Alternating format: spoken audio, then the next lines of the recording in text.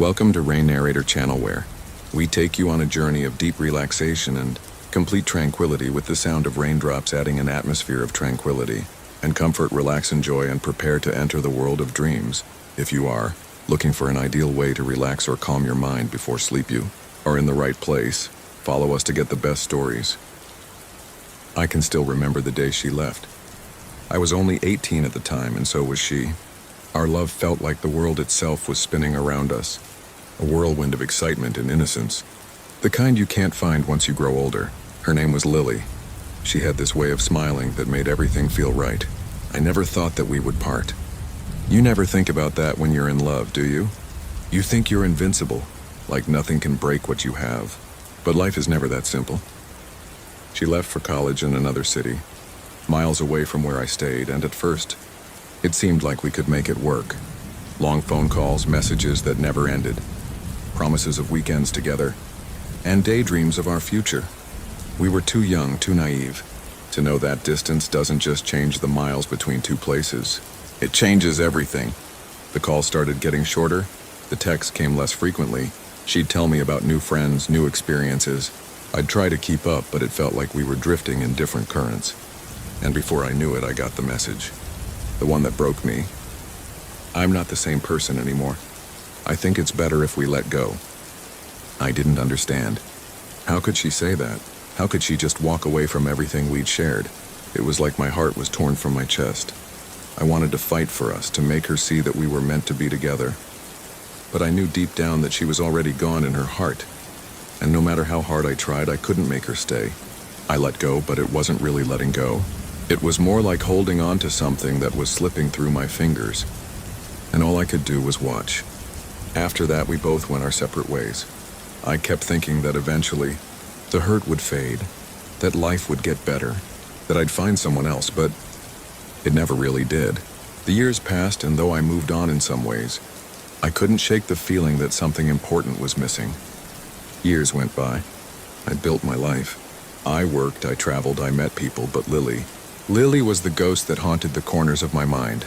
Sometimes, when I was alone, I'd catch myself wondering what she was doing, if she ever thought of me, if she ever regretted how things ended.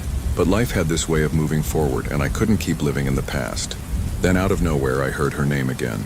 It was a simple message, like a whisper from another life. "Hey, it's Lily. I was in town and I thought about you." I thought I imagined it at first. It couldn't be her. It had been years. So many years. But sure enough, it was her. That little thrill of excitement, of hope started building in my chest. I didn't know what to expect, but I knew I had to see her again. So we made plans, and there she was, standing in front of me. As beautiful as I remembered, but somehow different. The years had changed her. She was more confident, more mature. Her eyes held stories I didn't know, but the same warmth was still there. It was as if no time had passed, yet everything had. She smiled, and it felt like the world slowed down for a moment. We sat at a little cafe talking about life, about everything that had happened in the years we'd been apart. It was surreal, like we were catching up on lost time, but there was a part of me that wondered if it was too late. Had she really changed? Had I?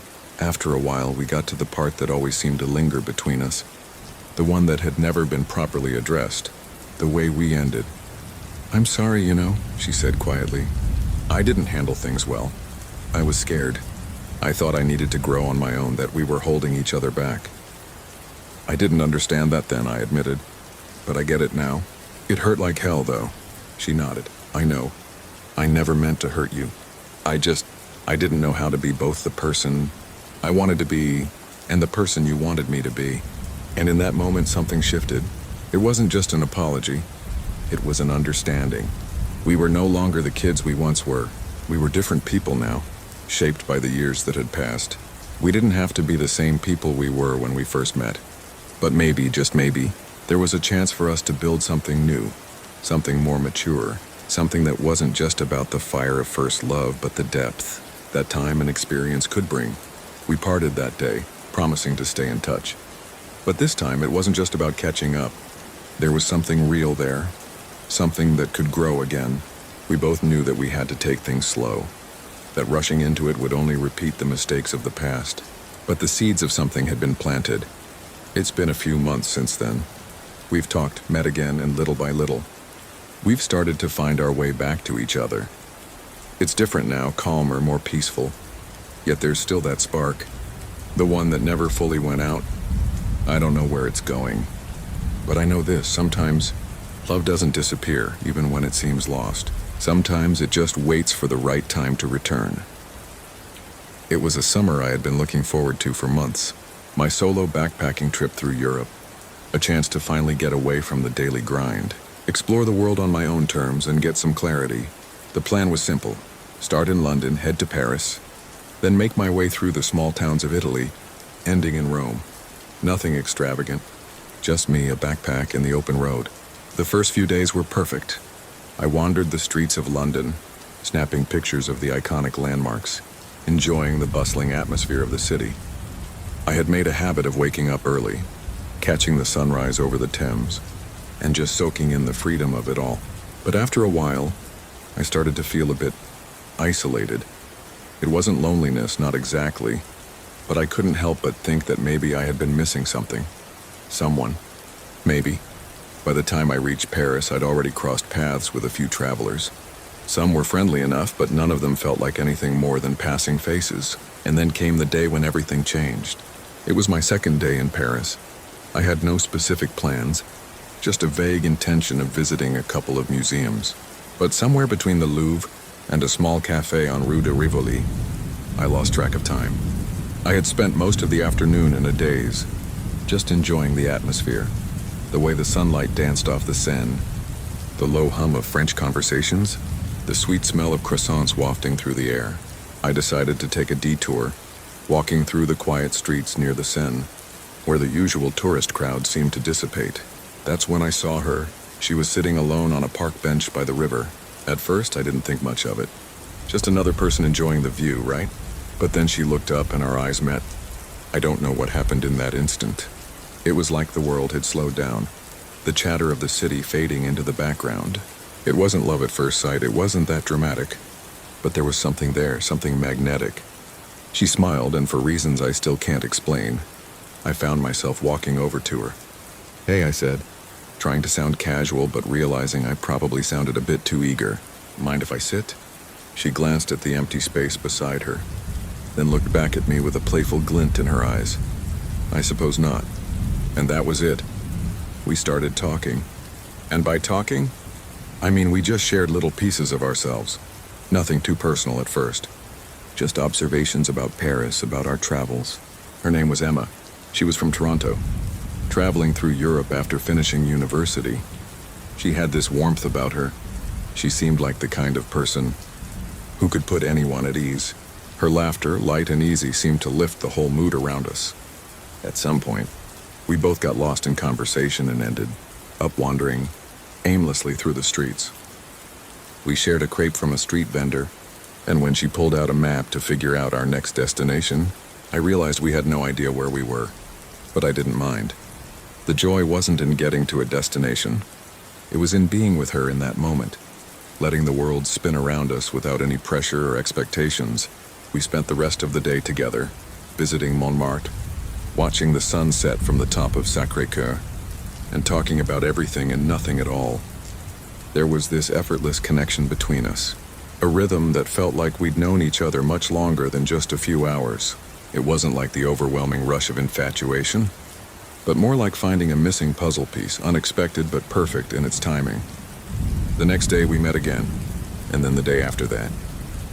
Each time it felt like we were discovering more about each other, unraveling pieces of our pasts, our hopes and our dreams. It was crazy how quickly we seemed to click, how much we had in common despite coming from different parts of the world. But as all good things go, the reality of travel set in. I had planned my itinerary to head to Italy, and Emma was set to continue her journey through Spain.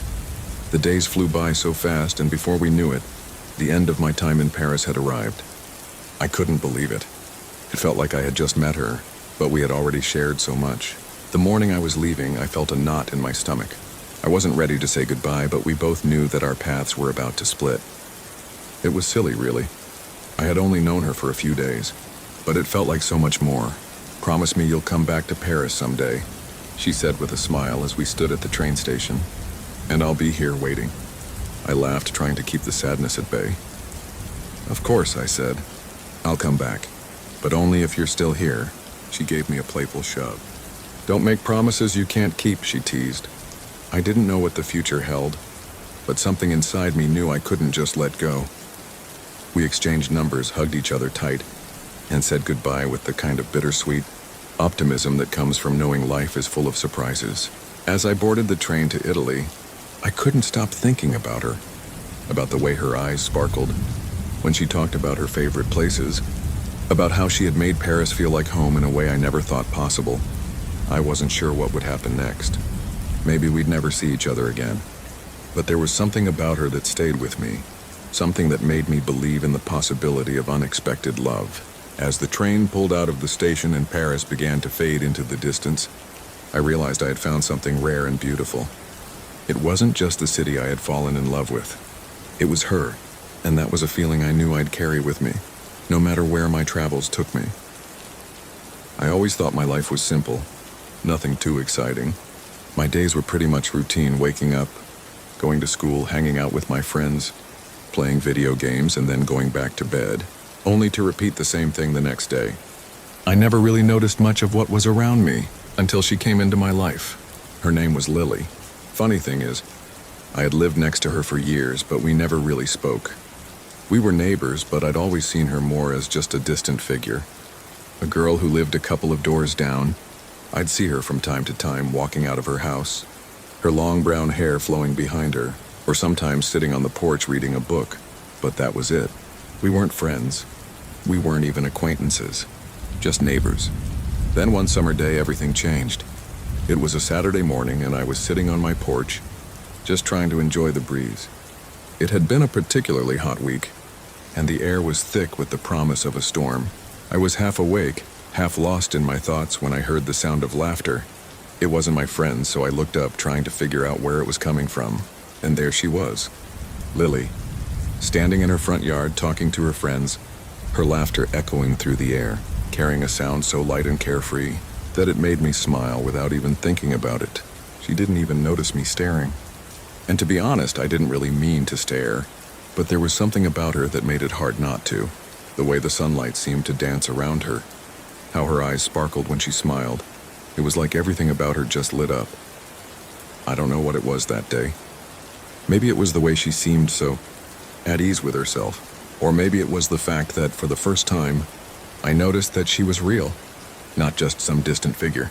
That afternoon, I caught myself thinking about her more than I ever had before, but I didn't know how to talk to her. I mean, we were neighbors, sure, but we didn't have any reason to talk. And if I'm being honest, I was kind of shy. I wasn't the type to just walk over to someone and start a conversation, especially not with a girl like her. What would I even say? I remember spending the rest of that day wondering if I should just introduce myself. But I kept making excuses. She's probably busy, I thought. She probably has her own life. She probably doesn't even care. But the thoughts wouldn't leave my mind. Every time I looked over, she was there, laughing, talking, living her life, and I was just sitting there watching. But then a week later it happened. I was sitting outside again, just enjoying the last few moments of sunlight before the evening hit, when I heard the sound of footsteps approaching. I looked up, and there she was, walking right towards me, a shy smile on her face. My heart skipped a beat. What was going on? Was this a sign? Or had I just been daydreaming too much? "Hey," she said, her voice soft but confident. "Hey," I responded, instantly regretting how awkward I sounded. I wanted to say something clever or funny, but my brain had completely frozen. She chuckled a little, clearly noticing my nerves. "I'm Lily, I live next door," she said, as if we didn't already know that. But I liked the way she said it, like we were just starting to discover each other. "I'm Jake," I said, finally managing to speak like a normal person. "Yeah, I know. I live here." I gestured vaguely to my house. We both laughed, and the tension in the air seemed to melt. We stood there for a moment, just smiling at each other like we were both trying to figure out what to say next. But in that moment, I didn't need words. There was something in the air between us, something that felt like the beginning of something new. After a few awkward moments, she finally spoke again. "I saw you sitting out here a lot. You like the quiet too, huh?" she asked. Yeah, I do, I said, relieved that she was asking questions. I could talk about quiet. It's nice to just sit and think sometimes, without all the noise of everything else. I get that, she said, nodding. I like to read out here when it's not too hot. Sometimes it's like the whole world just disappears, and it's just me and the story. She paused, looking at me like she was seeing me for the first time. I've seen you around. You always look like you're lost in your thoughts. I guess I am, I said, smiling a little. But I never really noticed you before either. You always seemed, I don't know, busy. Well, yeah, I'm busy, she said, laughing. But I think everyone is busy in their own way. And just like that, we were talking. Really talking. It wasn't awkward anymore. The more we spoke, the more I realized how easy it was to be with her. It was like we were both in the same place at the same time, finally discovering something new. Not just about each other, but about ourselves. From that moment on, we started to spend more time together. It wasn't anything special at first, just casual chats when we saw each other outside, exchanging a few words here and there. But then one afternoon, she invited me to sit with her on her porch while she read, and somehow it felt like the most natural thing in the world. She'd tell me about the books she was reading, and I'd listen, not just because I was interested in the stories, but because I was interested in her. I found myself looking forward to those moments more than I ever thought I would. And soon enough, I started to realize something that I hadn't expected. I was falling for her. It wasn't like the movies where everything happens in a flash of light and love. It was quieter, slower, but it was real. I could feel it in the way she looked at me, in the way she smiled when she saw me, in the way her presence made everything feel right.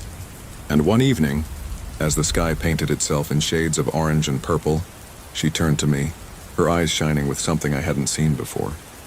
"Jake, I like this. I like us," she said softly. I didn't have to think about it. I knew exactly what she meant. "I do too, Lily," I said. "I think I've always liked you." And that was it. From that moment on, everything changed. We weren't just neighbors anymore. We were something more, something deeper, something real. And all it took was a simple conversation, the kind that you don't expect to turn into something life-changing, but it did. So here I am now, telling you this story, looking back at how everything started. From the shy, awkward neighbor who never thought he would talk to the girl next door, to the guy who's now madly in love with her. It wasn't easy and it wasn't quick, but it was perfect.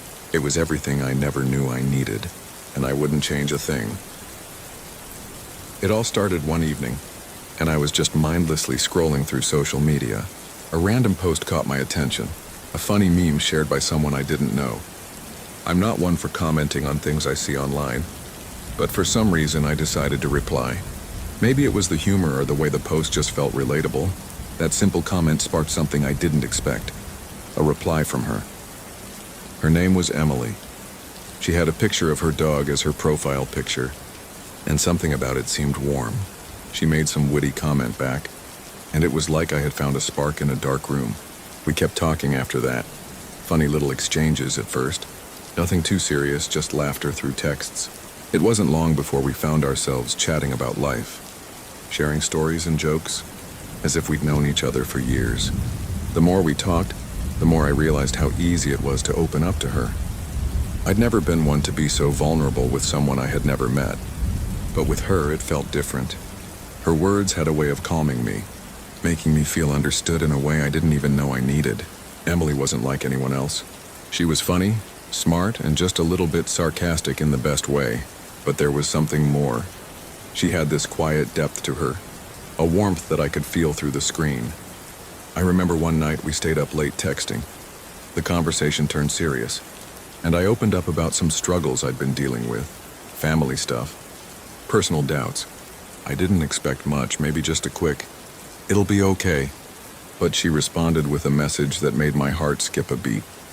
She said, "I can't promise things will get easier right away, but I can promise you won't go through it alone." It was that moment that I realized she meant more to me than just a random person online. Emily was becoming something essential in my life. Her messages were the first thing I'd look at in the morning, and the last thing I'd check before bed. It felt like we were building something real, even though we had never seen each other face to face. We decided after months of online conversations to meet. I won't lie, I was nervous as hell. I had no idea what to expect. What if she didn't look the same as her pictures? What if our chemistry didn't translate in real life? But when we finally met, all my worries melted away. She was even more beautiful in person, not just in the way she looked, but in the way she carried herself. There was an ease between us, like we'd been living in the same space for years, even though we hadn't. We spent the day together, just talking and laughing as if it were the most natural thing in the world. We went for a walk through the park, and I remember her stopping and looking at me, that smile of hers lighting up her face. She said, "I can't believe we're here, like this is actually happening." And I couldn't believe it either. I'd built up this perfect image of her in my mind over all these months, and here she was, standing in front of me, so real. She wasn't just a face on a screen or a voice in a text anymore. She was everything. I felt like the luckiest guy alive. The more time we spent together, the deeper I fell. I realized that the connection we'd made online wasn't some illusion. It was real. We had taken something digital, something so intangible, and turned it into something physical, something we could touch and feel. And that was beautiful. We went on more dates after that, the kind where we could talk for hours and forget about the world around us. Our first kiss was in the middle of a crowded street, but in that moment, it felt like we were the only two people in the world. That moment wasn't just about attraction or romance.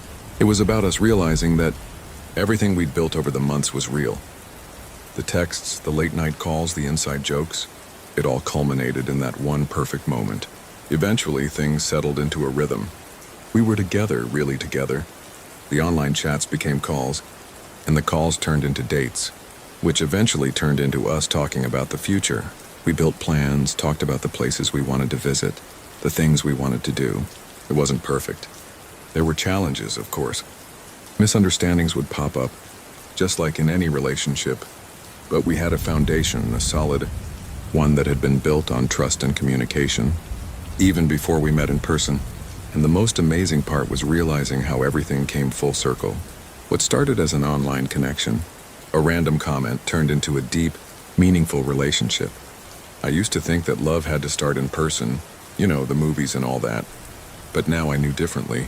Sometimes love doesn't have to start with a face-to-face meeting. Sometimes it can start with words, with shared experiences, and build itself into something real, something lasting.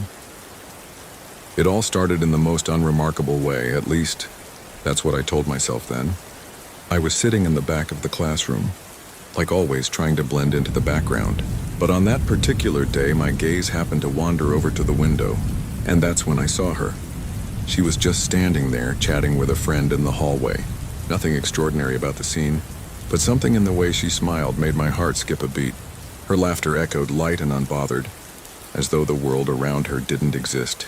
At first, I didn't think much of it. You know, it was just a crush. The kind you get when you're still figuring out what it means to actually feel something for someone. She wasn't the most popular girl in school, nor did she draw attention to herself. Yet, there was this quiet beauty about her that I couldn't explain, a kind of serenity that stood out in the chaos of our teenage lives. I found myself watching her more than I should have, hoping she would look my way. She never did. I had no real reason to feel anything beyond a fleeting admiration for her. We were in different circles, different social spheres. She had her friends, I had mine. But something about her intrigued me. I caught myself daydreaming about her, wondering what it would be like if she knew I existed. I started paying more attention in class, hoping that maybe, just maybe, I'd get the chance to say something to her. It wasn't until a few weeks later, when a group project threw us together, that I found myself face to face with her. I could hardly speak. My words got stuck somewhere between my brain and my mouth. I think she noticed. There was a slight knowing smile on her lips, one that I could never forget. She didn't make me feel like an idiot, though. She just carried on with the conversation effortlessly. We were assigned to work on a history project, and for the first time I was grateful for a class assignment. We spent hours working together, researching, discussing ideas. At some point my nervousness faded. I found myself laughing at her jokes, asking her opinion on things, just enjoying the way her voice made the world around me feel quieter, simpler. By the end of the project, I was surprised at how easily we had slipped into a rhythm together. She wasn't like anyone else. Sure, she was kind and easy to talk to, but she had this sharp intelligence that kept me on my toes. I admired her not just for the way she looked, but for the way she thought. It was like every conversation with her was a little adventure into a new world I hadn't known existed before. And when we wrapped up our project, she said something I never expected. "Hey, you want to hang out sometime? Maybe catch a movie or just grab coffee?" She asked as if it were the most natural thing in the world. I think I froze for a moment. My heart pounded in my chest like it was trying to escape. I said yes, of course, probably too eagerly. We exchanged numbers, and I felt a rush of excitement mixed with disbelief. Could this be real? Could she actually want to spend time with me? We met up a few days later at a small cafe after school. The awkwardness was gone by then. We talked about everything and nothing at all: school, our favorite books, random musings on the world. I was surprised by how easy it was to be with her. Each laugh, each conversation felt like it meant something more than just words exchanged between two people. I began to see her for who she really was. Not just some girl I admired from afar, but a person with dreams, fears, hopes. The more I got to know her, the deeper I fell. I realized then that my feelings for her weren't just about a crush. It was more than just being infatuated with her smile or the way she made my heart race. It was a connection. A bond that at first I didn't understand but now couldn't ignore. She made me see the world differently, and in turn, I began to wonder if I could make her see me in the same way. Over the next few weeks, we spent more time together. Our conversations flowed easily, but there was always this underlying tension I couldn't shake. It was a quiet kind of longing, the kind you feel when you know something is changing but you're not sure how to bring it into the open. And one evening, after a long walk, we found ourselves sitting on a park bench watching the stars. "You know," she said, breaking the silence, "I never thought I'd find someone I could talk to like this." I smiled, my heart swelling at her words. "Yeah," I said softly. "Me neither." She looked at me then, really looked at me like she was seeing me for the first time. I could feel her gaze pulling me in, making me want to tell her everything. How I'd felt from the moment I first saw her. How I had never imagined I could be this close to her, let alone share my thoughts and dreams. And then, in a moment that felt like time had stopped, she reached out and gently took my hand. I could barely breathe. Her fingers intertwined with mine, and I knew that this was no longer just a crush. This was something deeper, something real. "Do you think we could be more than this?" she asked, her voice barely above a whisper. I turned to face her, and without hesitation I nodded. "I hope so," I said, feeling the weight of those words settle into my chest. And just like that, everything changed. It wasn't just the start of a relationship. It was the beginning of something that would change me forever. Our love didn't happen overnight. It wasn't perfect. There were misunderstandings, insecurities, and moments of doubt. But through it all, we built something strong. We grew together, supported each other, and learned to love not just the best parts of each other, but the flaws as well. It all started when I first met her. I was just a regular guy living my ordinary life, working, hanging out with friends, doing the usual things. Then she walked into my life like a storm, sweeping everything I knew and felt. She was beautiful in a way that was different from the usual pretty faces I'd seen. There was something in the way she carried herself, the way she spoke, the kindness in her eyes.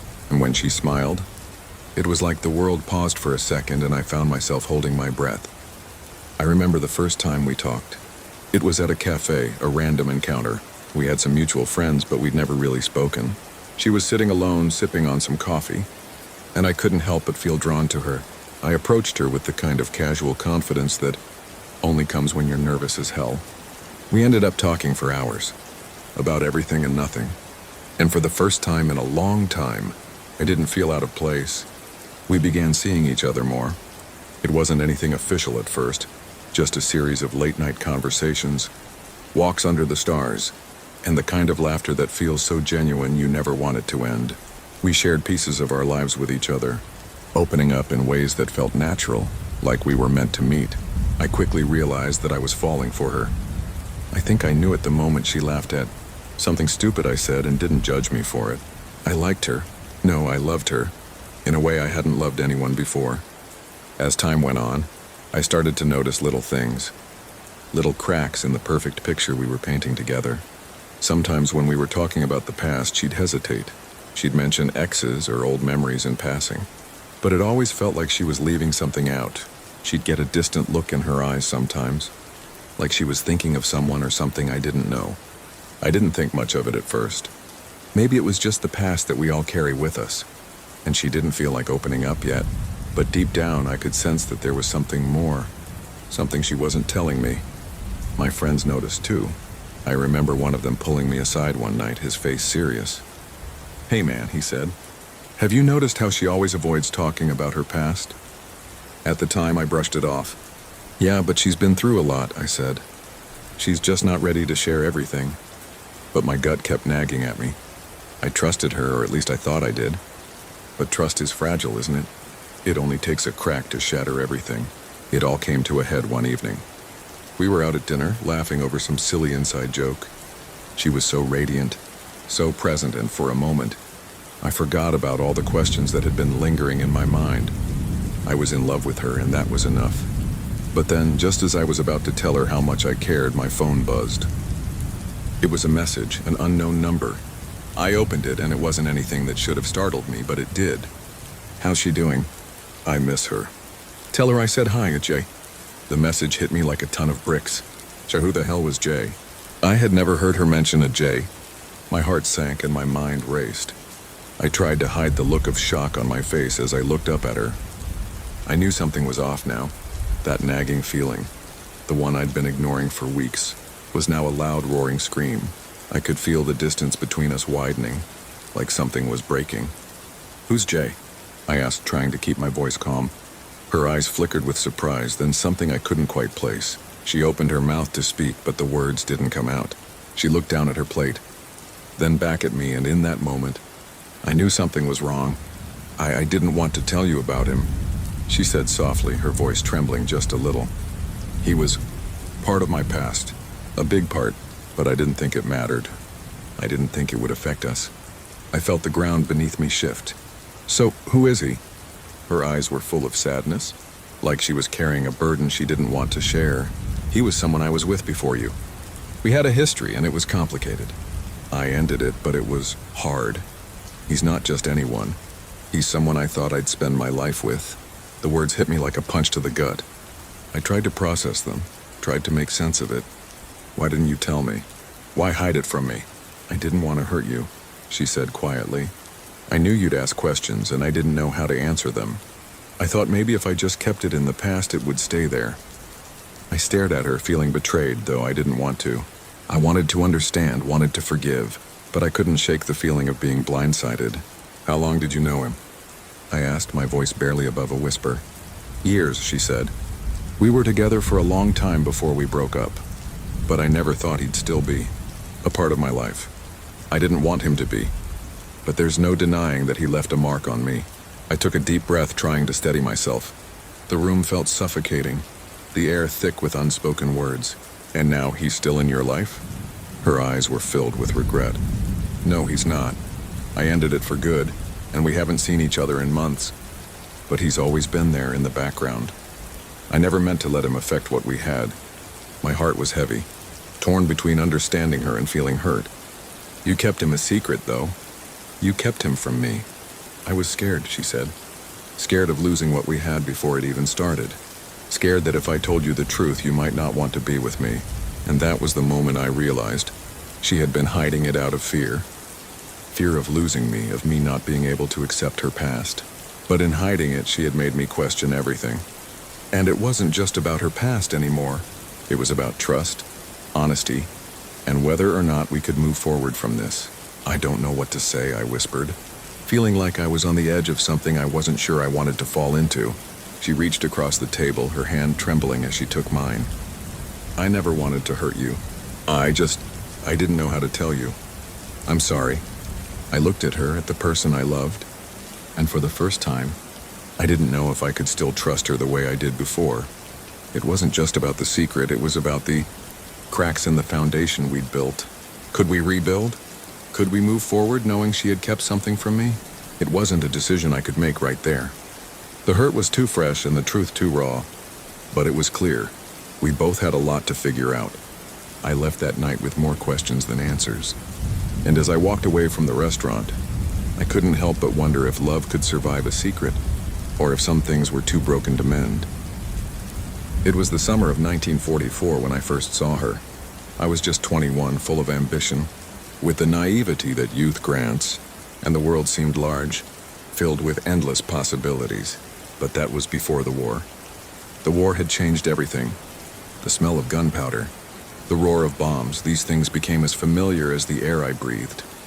But amidst the chaos, she appeared like a quiet whisper of something pure, something untouched by all the violence surrounding us.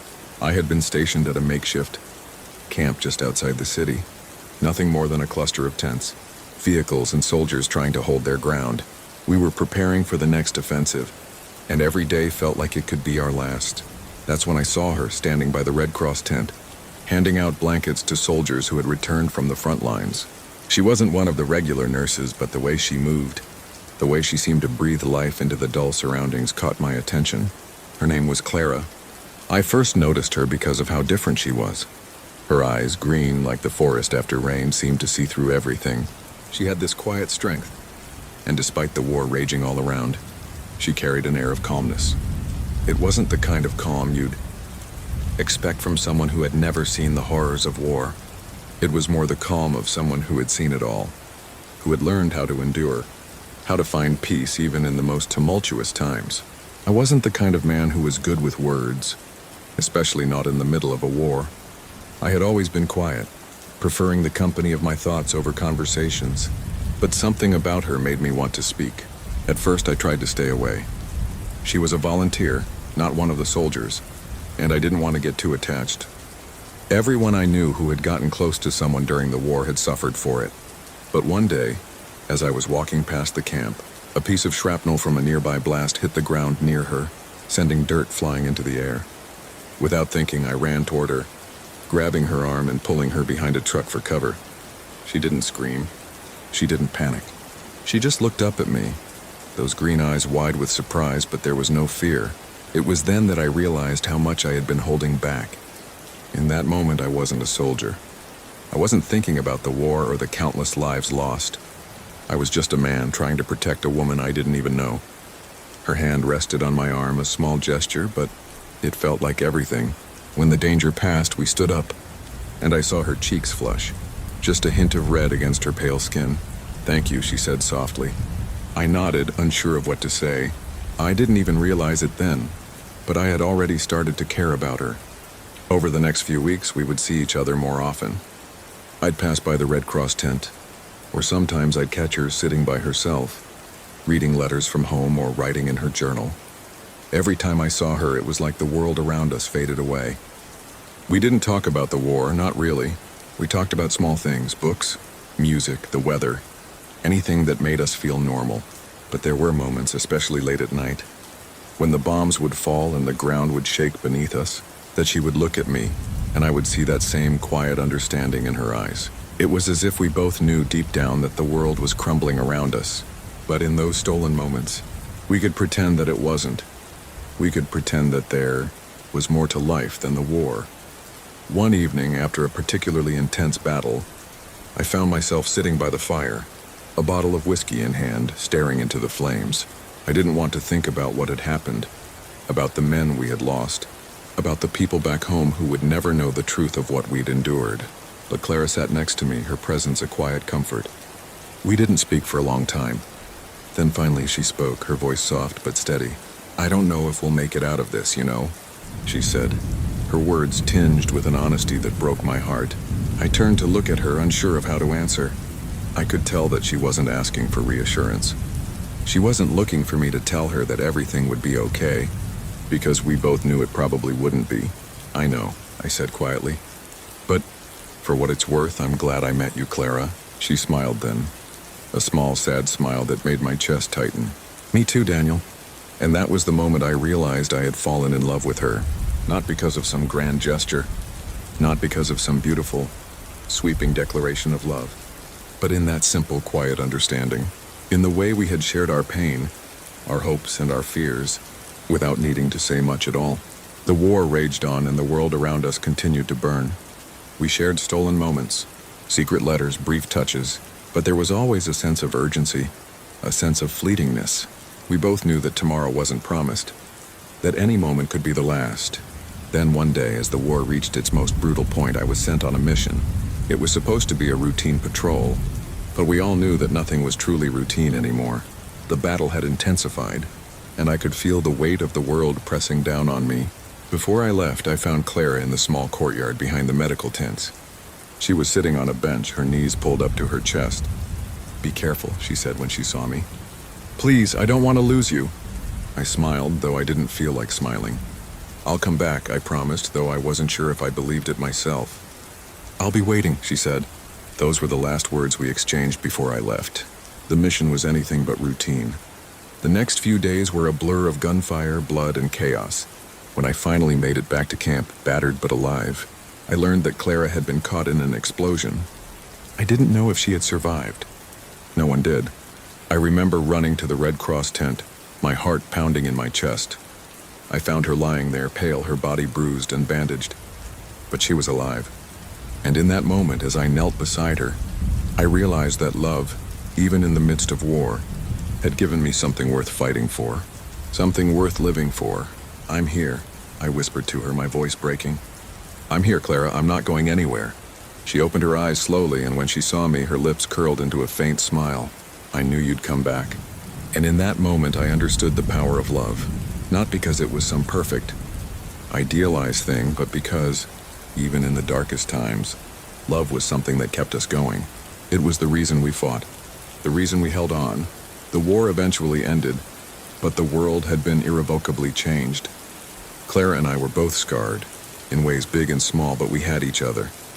And that was enough. Because even in the most terrible of circumstances, love can find a way to survive. I remember the first time I laid eyes on her. It feels like it was just yesterday, though it's been years. I was a young man, ambitious but naive, unaware of what real love meant. I grew up in a society where traditions and expectations were carved in stone, where the rules of class, status, and gender were ironclad, and crossing those boundaries was unthinkable. But when I met her, everything I thought I knew about the world was shattered. Her name was Eliza, just Eliza to me, but to everyone else. She was the daughter of the man who built that famous factory on the outskirts of town, the one who was always in the papers, always hosting galas and never breaking a sweat. She was born into privilege, and I was born into nothing but a humble family and simple dreams. Our paths first crossed at a gathering, a lavish affair at her father's estate. I was there on business, not as an invited guest, but more as someone with connections who could be useful. But there she was, standing by the fountain in the garden, her red dress flowing in the wind like the colors of a sunset. Her laughter, the way she spoke so freely, so confidently, it was magnetic. I couldn't stop looking at her. It wasn't just her beauty that caught me. It was something in her eyes, a fire, a quiet rebellion. I was drawn to that fire, the way it flickered behind her smile.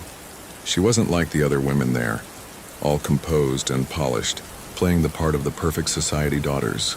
Eliza spoke her mind. She challenged every expectation set on her, and the more she spoke, the more I found myself listening. She was different, and yet she fit perfectly in the world I had been born into. I remember it like it was a dream. I found a way to slip away from the business talk and walked over to her. We started talking, and in that moment, it felt like the world stopped around us. She spoke about her frustrations with the constraints of being born into wealth, about how her life was planned out by people who thought they knew better. But what struck me the most was her belief that change was not just something that could happen, it was something she could make happen. Her conviction was clear even then, that the world had to change for people like her, for people like me, for everyone. We became close, but no one in our circles would have ever understood it. I was an outsider in her world, and she was a star burning too, brightly for the comfort of those who lived in the shadows. I would often catch her sneaking out of her mansion, running away from the pressures of her life, to join me in places where we could talk freely, away from the eyes of the judgmental elite. And yet, despite our closeness, I could feel the tension between our worlds. Her father, a powerful businessman, was the epitome of tradition. He had a plan for her, a marriage arranged with another rich family, who could offer him more power and influence.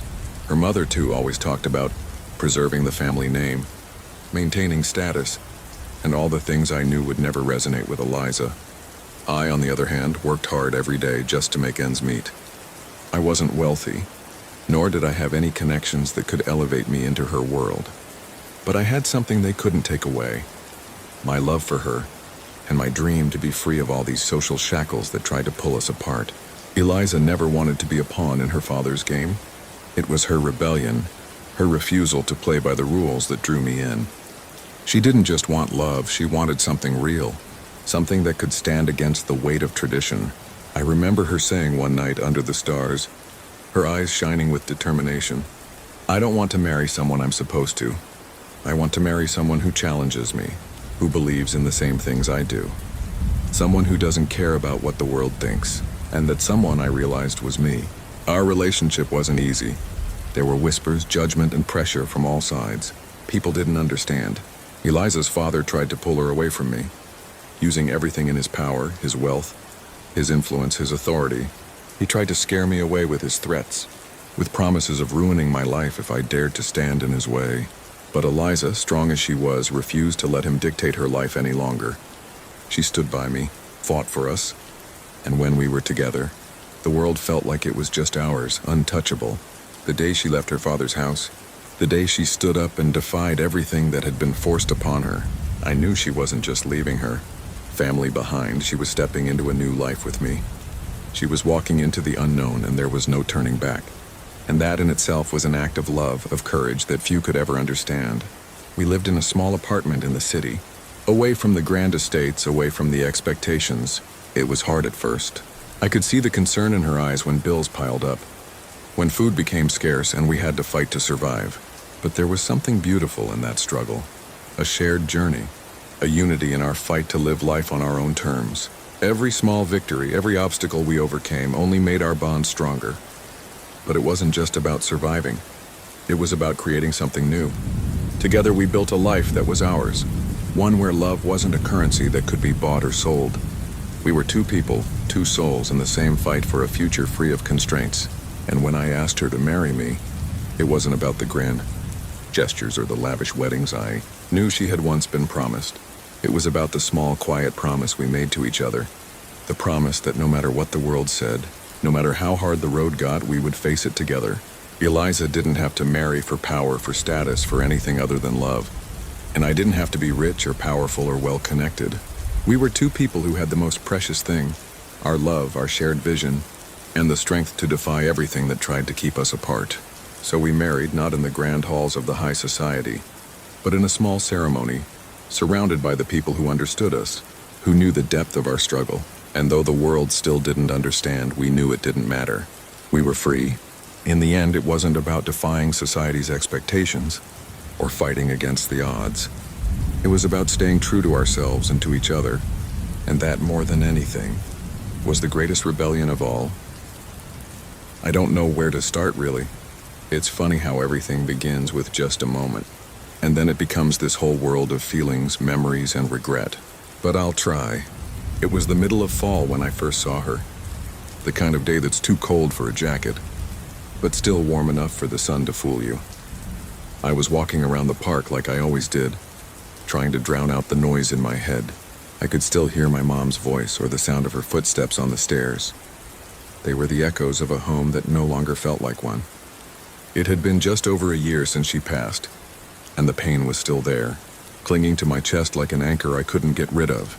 Everyone kept telling me it would get easier, but the truth is it didn't. It was just quieter, and quieter meant that the emptiness could sneak up on you. So I walked, lost in my thoughts, when I saw her. She was sitting on the same bench I usually sit on when I come here. Her head was down, hair covering her face, and her fingers were playing with a small locket around her neck. It wasn't the way she looked, though she was beautiful, like in an understated, natural way. It was the way she sat there, so still, like the world was too much for her. It felt familiar, like I had seen that same posture before. I didn't expect her to speak when I sat down beside her, but she did without even looking at me. "You lost someone too, didn't you?" I think I froze for a second, because I wasn't sure how she knew, or even why she was saying it. But it wasn't like it was a question. She just knew, like she could sense the emptiness in me. And in that moment, I realized she was carrying something just as heavy as I was. I did. She looked up then, eyes a little too bright from holding back tears. I lost my brother, she said softly. It's been 6 months. And some days, it still feels like it was yesterday. I felt this strange pull in my chest. A connection to someone I didn't know but knew somehow. My mom, I said barely above a whisper. It's been over a year. But yeah, some days it still feels like it just happened. She nodded, her fingers still clutching that locket, almost protectively. You never really get over it, do you? I shook my head. No, I don't think you do. It just stays and you learn to carry it. We sat there for a long time, not speaking, but in a way, sharing this quiet understanding. I could tell she wasn't looking for comfort or words to make it all better. She wasn't the kind of person who expected someone else to fix her broken pieces. Neither was I, but somehow, just being there with her in that moment made it feel a little less lonely. The days that followed were strange, almost like a quiet routine we had without realizing it. I'd go to the park in the afternoon and I'd see her there, either on that same bench or walking near the lake. And every time we'd end up talking. Sometimes it was just the silence, like we both needed that space to breathe. But other times we'd share small pieces of ourselves, the things we missed, the memories that wouldn't leave us. It wasn't always deep. Sometimes it was just talking about the weather or the birds in the trees. But every conversation felt real, like we didn't have to pretend to be okay. And that was rare, don't you think? I learned that she had a family once before everything went wrong. Her brother Alex had been her best friend. He was older, protective, always making sure she was okay. But one night, a car accident took him from her. She said it was the kind of thing that makes the world feel too big, too empty, too cold. And all she wanted was to have him back, just so she could tell him how much she loved him. I guess that's when I understood her sadness. It wasn't just loss. It was the things left unsaid, the things left undone. It was the regret of never having the chance to hold on tighter when you had the chance. For me, it was similar, but different. I had my mom for so many years, and when she passed, it felt like the world had shifted beneath me. She had always been my anchor.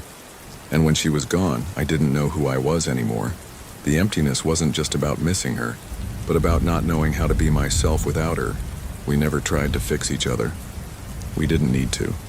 But the more time I spent with her, the more I began to realize that in our shared grief, there was a strange kind of healing. We never talked about fixing our brokenness because we didn't need to. We just were, and maybe that was enough. A few weeks in, I knew I couldn't imagine my days without her. She became this quiet light in my life, this person who made me feel like it was okay to be broken. I remember one afternoon we were sitting by the lake, the sun low in the sky. The world was peaceful, almost too peaceful for the mess inside both of us. I don't think I can ever fully let go of him, she said suddenly, her voice breaking the stillness. I nodded, feeling a lump form in my throat. I don't think you ever do.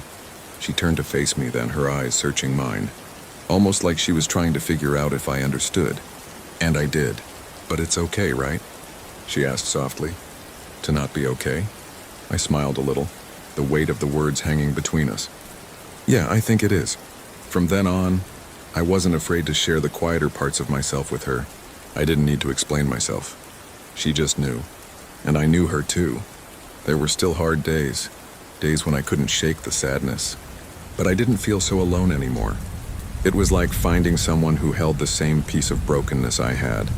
And together we learned how to live with it. Love, I think, is different when it starts from a place of shared sadness. It's not about rushing to fix each other or pretending everything is fine. It's about accepting that some things will never be whole again, but there's comfort in knowing you don't have to carry the weight alone.